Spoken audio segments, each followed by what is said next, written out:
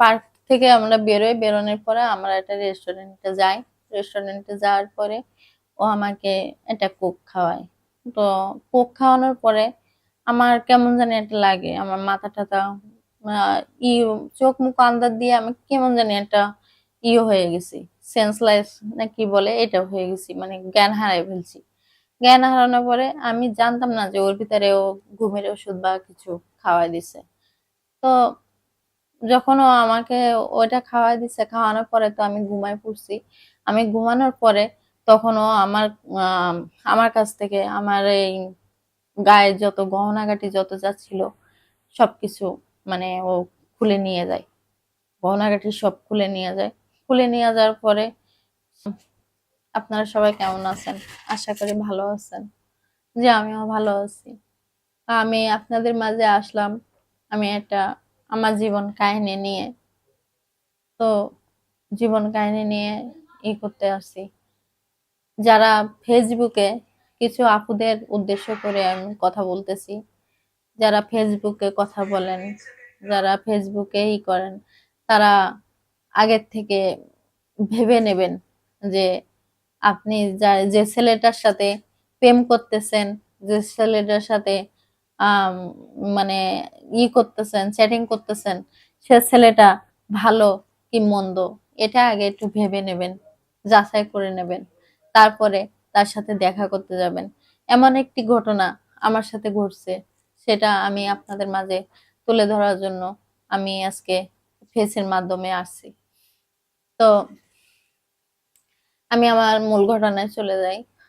আমি একটা বড় লোকের মেয়ে।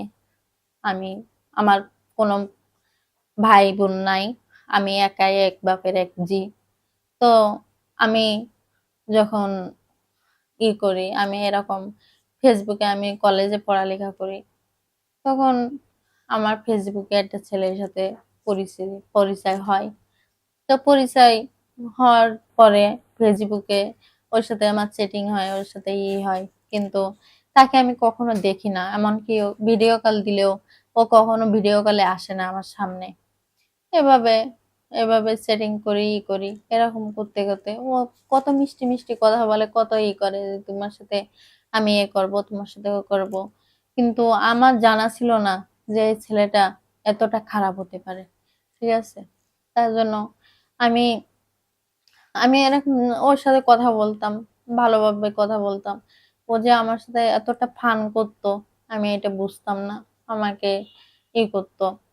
তো এরকম একদিনকে আমাকে ও ফোন দিছে, ফোন দিয়ে আমাকে বলতেছে যে তুমি অমুক জায়গায় আসতে পারবা, আমি তোমার সাথে একটু দেখা করব। তখন আমি বলতেছি কি যে না, আজকে আমি পারবো না, কারণ আজকে আমার বাড়িতে মেহমান আসছে, আমি আজকে পারবো না, আমি আরেকদিন যাব। তো এই কথা বলার পরে তখন ওইভাবে থাকলো। এভাবে ওর সাথে আমি কথা বলি, এরকম করে রোমান্স করে কথা বলি। কথা বলতে বলতে কিছু মাস কেটে গেল। কেটে যাওয়ার পরে একদিনকে আমি আমি এরকম, ও নাকি আমাকে দেখছে, আমি যখন বাইরে যেতাম তখন ও নাকি আমাকে দেখতো, কিন্তু আমি ওকে কখনো দেখি নাই এরকম।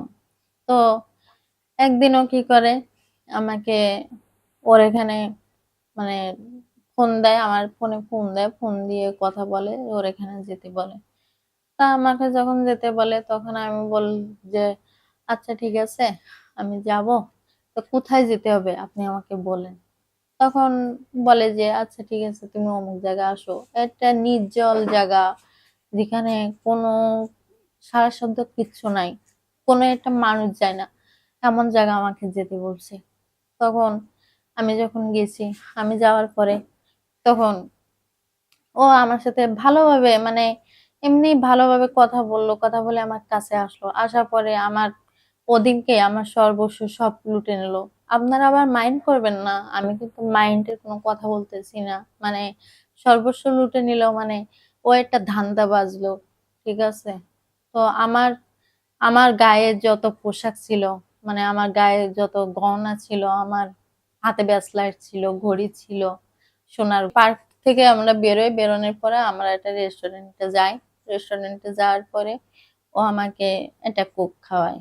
তো কোক খাওয়ানোর পরে আমার কেমন জানি একটা লাগে, আমার মাথা টাথা ই চোখ মুখ আন্দাজ দিয়ে আমি কেমন জানি একটা হয়ে গেছি, সেন্সলেস না কি বলে এটা হয়ে গেছি, মানে জ্ঞান হারাই ফেলছি।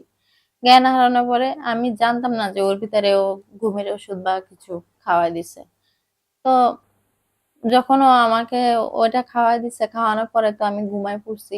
আমি ঘুমানোর পরে তখন ও আম, আমার কাছ থেকে আমার এই গায়ের যত গহনাগাটি যত যা ছিল সবকিছু মানে ও খুলে নিয়ে যায়, গহনাগাটি সব খুলে নিয়ে যায়। খুলে নিয়ে যাওয়ার পরে সেই আমি এবার যখন জ্ঞান ফিরি তখন দেখি যে আমার পাশে কেউ নাই। আমি একটা রেস্টুরেন্টের ভিতরে আছি কিন্তু আমার পাশে কেউ নাই।